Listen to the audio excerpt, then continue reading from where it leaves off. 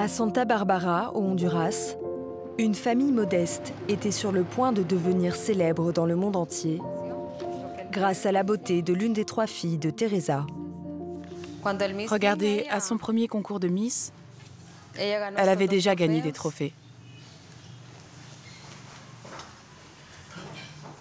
Ce sont ces 2 couples-là.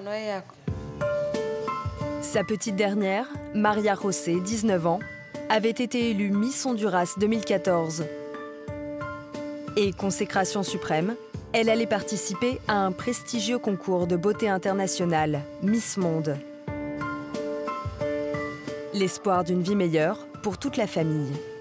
Elle me disait « Je vais te payer une boutique et t'offrir une belle maison ». Quand je lui demandais si elle pensait y arriver, elle répondait « Bien sûr que oui ».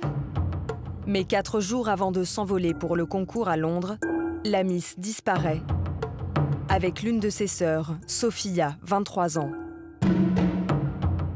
Quelques jours plus tard, les 2 jeunes femmes sont retrouvées mortes, le corps criblé de balles.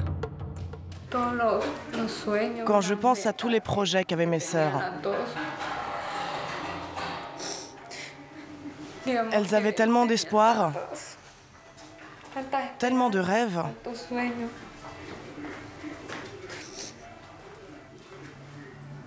La famille est d'autant plus choquée que le principal suspect n'est pas un inconnu.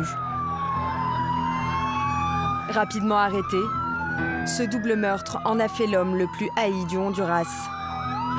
Par là, les gars! Avec 2 de ses complices, il arrive au tribunal sous bonne escorte. L'homme au t-shirt rouge n'est autre que Plutarco, le petit ami de Sofia, la grande sœur de Miss Honduras. L'homme les aurait assassinées toutes les 2 le soir de son 28e anniversaire. Je voudrais aller le voir et lui demander pourquoi il a fait ça. Pourquoi il a enlevé la vie de mes filles. Mais Plutarco se dit innocent. Alors que s'est-il passé à cette fête d'anniversaire qui a coûté la vie à la reine de beauté et à sa sœur?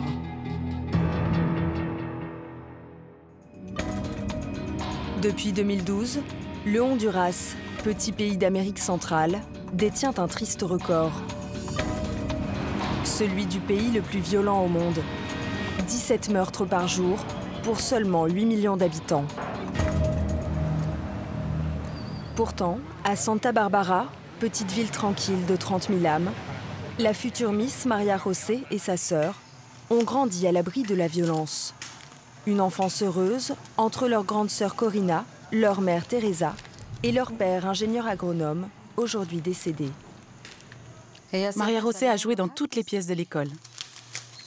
Regarde quand elle jouait du tambour. À cette époque déjà, la coquette Maria José rêvait d'être admirée de tous. Toute petite déjà, elle adorait regarder les concours de beauté à la télé. Avec ses filles qui ressemblaient à des Barbies, leurs beaux cheveux, leurs belles silhouettes, elle disait « Quand je serai grande, je serai une Miss ». Après de premiers succès dans des concours de Miss pour ados, à 16 ans, la lycéenne commence à poser dans des magazines.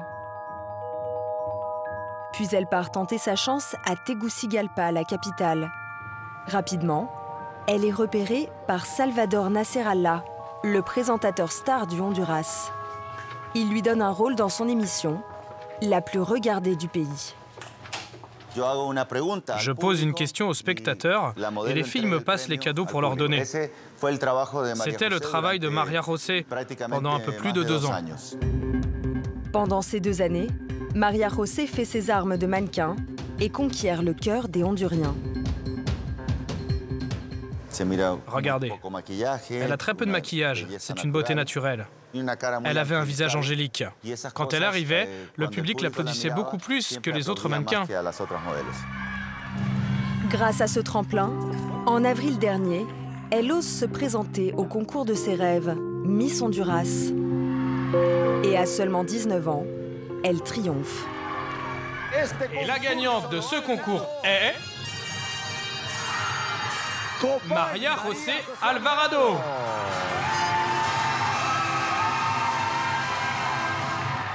Ce titre lui ouvre les portes du concours de Miss Monde. Dans sa toute dernière interview, elle s'imagine un futur radieux. Eh bien, disons que dans 6 ans, je me verrai bien déjà mariée. Je serai diplômée, soit en relations internationales, soit en langue. Et je pense que j'aurai déjà des enfants. J'aimerais bien avoir 2 enfants. María José perce dans le monde de la mode. De son côté, sa sœur Sofia, 23 ans, a un métier beaucoup plus sage. Elle est institutrice. Depuis 4 mois, la jeune femme a un nouveau petit ami, Plutarco, un éleveur de bétail du village voisin. Le 13 novembre dernier, Plutarco invite les 2 sœurs inséparables à sa fête d'anniversaire. Nous sommes 3 jours avant le départ à Londres de María José pour le concours de Miss Monde. Le lendemain, Teresa découvre que ses filles ne sont pas rentrées et elles ne répondent plus sur leur portable. On a commencé à appeler leurs amis. Le premier appel que j'ai passé, c'était à 15 h. J'ai eu Plutarco. Il m'a répondu, mais il était très nerveux. Je lui dis, c'est Teresa, les filles sont avec toi? Il répond, non, non, elles sont parties de la fête vers 20 h, en montant dans une voiture avec 3 inconnus. Plutarco et Teresa signalent la disparition des filles au commissariat. De son côté, le lycée de María José organise une marche blanche pour soutenir la famille. Plutarco n'y participe pas. Cela n'éveille pas de soupçons, car le jeune homme passe régulièrement voir Teresa. Mais 3 jours après la disparition, alors qu'il rediscute avec elle de la dernière soirée des filles, il commet une erreur. Cette fois, il me dit, la fête a fini vers 21 h. Et là, je me suis rendu compte de la différence. Avant, il m'avait dit qu'ils avaient fini à 20 h. J'ai commencé à ne plus le croire. Ça me semblait louche, car il ne me regardait pas dans les yeux. Parallèlement, les policiers commencent à interroger les invités de la soirée. Comme Plutarco, ils racontent tous que les filles sont parties avec des inconnus. À la recherche d'indices, les enquêteurs se rendent au centre de loisirs où Plutarco avait organisé son anniversaire. Ils y découvrent alors une scène de crime. Sur la piste de danse, la police relève au moins 2 impacts de balles. Les analyses révèlent aussi des traces de sang. La thèse de l'enlèvement ne tient plus. Sur les indications d'un témoin, 5 jours après la disparition des filles, Plutarco est arrêté. Vous êtes le petit copain. Vous avez été arrêté. Qu'avez-vous à dire? Qu'avez-vous à dire? L'homme reste silencieux. L'inspecteur Funes, qui dirige l'enquête, le place en garde à vue. Nous avons retrouvé des douilles sur les lieux du crime et des armes chez Plutarco. Et puis il y avait aussi sa voiture et une camionnette.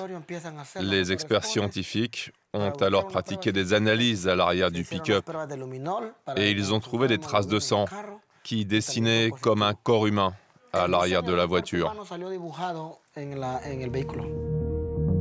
Quelques heures après l'arrestation de Plutarco, les langues se délient. Un témoin indique où se trouvent les corps de María José et de sa sœur. Elles ont été enterrées au bord de cette rivière. María José a reçu 10 balles et Sofia 12. Le calibre est le même que celui d'une arme de Plutarco. Alors le jeune homme est-il l'assassin? D'après les premiers éléments de l'enquête, cela ne fait aucun doute. Plutarco avait bu, Sofia aussi, et une dispute a éclaté entre eux. Et c'est parti tellement loin que Plutarco a tiré sur Sofia. Et quand María José a vu que sa sœur s'écroulait, elle s'est interposée. Mais Plutarco lui a tiré dessus aussi. Et tout ça s'est passé au milieu de la piste de danse. Plutarco aurait abattu les 2 jeunes filles devant une dizaine d'invités. Mais étrangement, Aucun d'eux ne prévient la police. Selon l'inspecteur Funes, le jeune homme aurait su se montrer très persuasif. Son arme à la main, il a dit aux invités qu'il fallait se débarrasser des corps. Il les a menacés, celui qui parle est un homme mort. Et Plutarco et 2 de ses amis ont alors mis les corps à l'arrière de la voiture. Ils ont pris une pelle, de la chaux et ils sont partis les enterrer. Et dans la région, quand Plutarco menace, on l'écoute. Car comme le révèle l'enquête, il n'est pas un simple éleveur, c'est en fait un caïd local. Nous nous rendons dans son village, à 10 km de Santa Barbara, San Vicente Centenario. Ici, il est difficile de passer à côté de la maison de Plutarco, cette grande demeure luxueuse et ultra sécurisée qui serait sortie de terre il y a 2 ans. Un bien grand investissement pour un modeste producteur laitier. Nous découvrons qu'à l'arrière de la villa, il y a une petite épicerie tenue par la mère de Plutarco. Bonjour madame, vous auriez un moment? Non, je ne veux pas parler avec vous. S'il vous plaît, madame, juste 2 minutes. Non, c'est non. Dans tout le village, c'est l'omerta. Même si son casier judiciaire est vierge, d'après les enquêteurs, Plutarco terrorise les habitants. Colérique et armé en permanence, il a la fâcheuse habitude de tirer en l'air quand on lui tient tête. On ne peut pas vous parler. Ah bon? Non, il y a un climat de terreur ici. Pourquoi? On doit faire attention, parce que ces gens nous font peur. Moi, ils m'ont déjà menacé. Donc les questions que vous me posez là, ça me fait trop peur. Depuis le double meurtre, la mère de Maria José et sa sœur vivent sous protection policière. Elles sont les seules à oser dire ce qui terrifie tout le monde. On a appris que le frère de Plutarco s'est fait tuer parce qu'il était dans le trafic de drogue. Les gens disent que Plutarco, lui aussi, est un narcotrafiquant. Moi, je leur avais dit que ça allait mal se terminer, qu'il fallait qu'elles s'éloignent de lui. Mais les filles n'ont pas su écouter leur sœur.